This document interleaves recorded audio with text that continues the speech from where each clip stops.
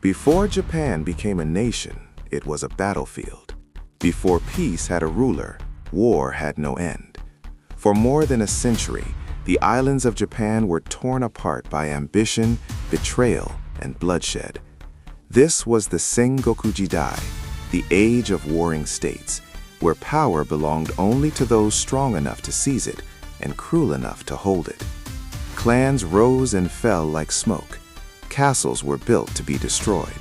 Loyalty lasted only until a better offer appeared. In this world, honor was spoken of, but rarely practiced. Survival was the only law that mattered. And into this chaos, in 1534, in a relatively small and unremarkable province called Owari, a child was born who would change Japan forever. His name was Oda Nobunaga.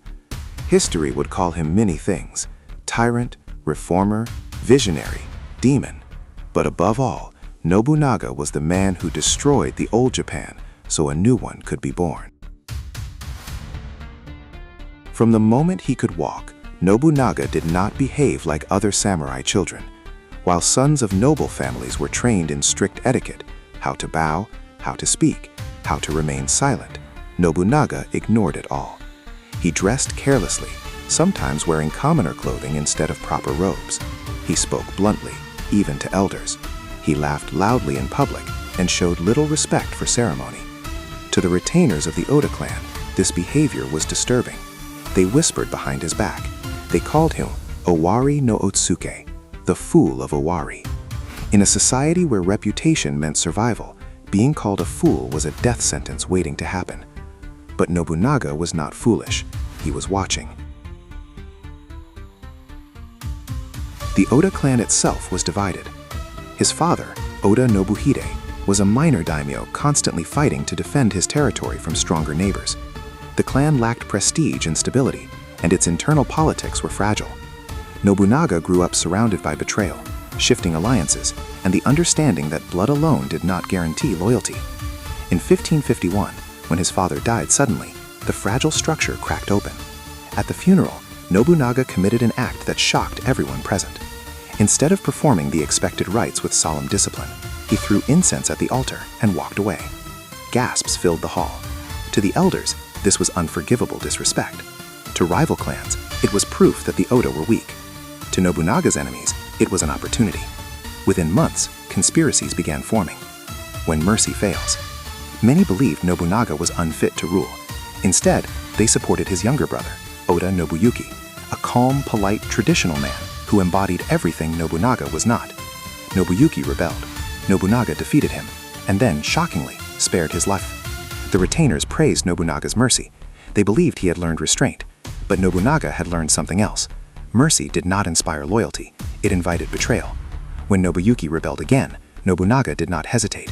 He ordered his brother executed. From that moment, the message was clear. Family would not save you. Tradition would not protect you. Only obedience mattered. The fool of Owari was gone. In his place stood a ruler forged by reality, surrounded by giants. Owari province was small and vulnerable, surrounded by powerful clans. To the east stood the Imagawa, one of the most dominant military powers in Japan. Their leader, Imagawa Yoshimoto, dreamed of marching to Kyoto and controlling the shogunate. In 1560, Imagawa Yoshimoto marched west with an army of over 25,000 soldiers, crushing smaller clans along the way. Oda Nobunaga could barely gather 2,000 men. Every advisor urged retreat. Every strategist predicted annihilation. Nobunaga refused, because Nobunaga understood something others didn't. Wars are not won by numbers alone. They are won by timing, chaos, and surprise. As Imagawa's army camped near Okehazama, celebrating what they believed was inevitable victory, a violent thunderstorm rolled across the land. Rain drowned sound. Wind blinded watchmen. Nobunaga attacked. Leading a sudden assault straight into the heart of the enemy camp, his forces cut through disorganized soldiers. Imagawa Yoshimoto, believing the noise was internal conflict, stepped out his tent and was struck down.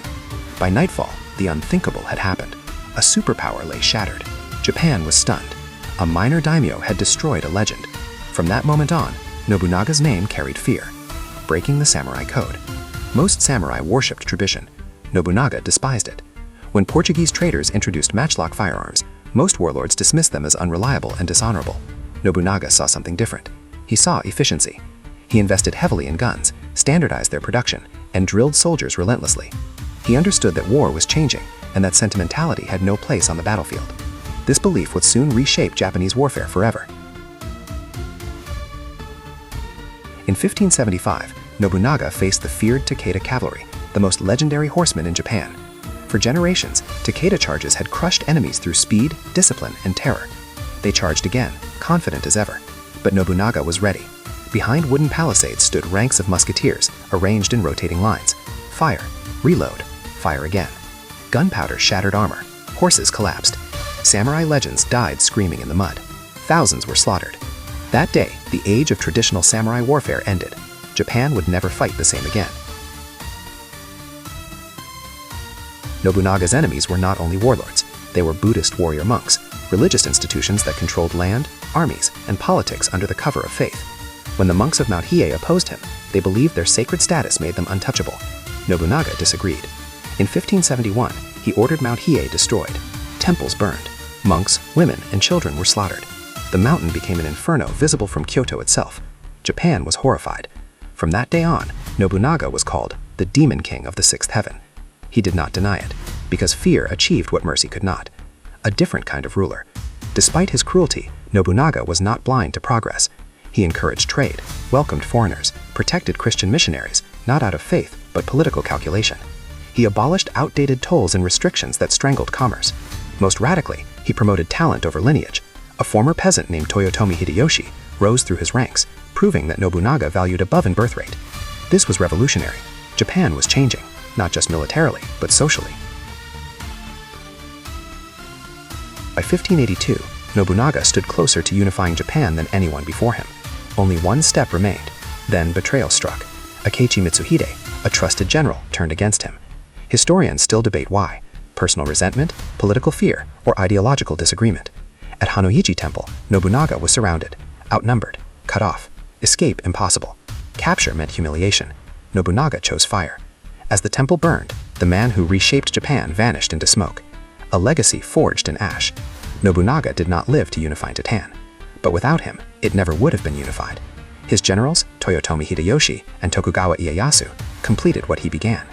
He destroyed the old world so a new one could rise. Hero, villain, demon. History still argues. But one truth remains unchallenged. Japan was born in fire, and Oda Nobunaga lit the match.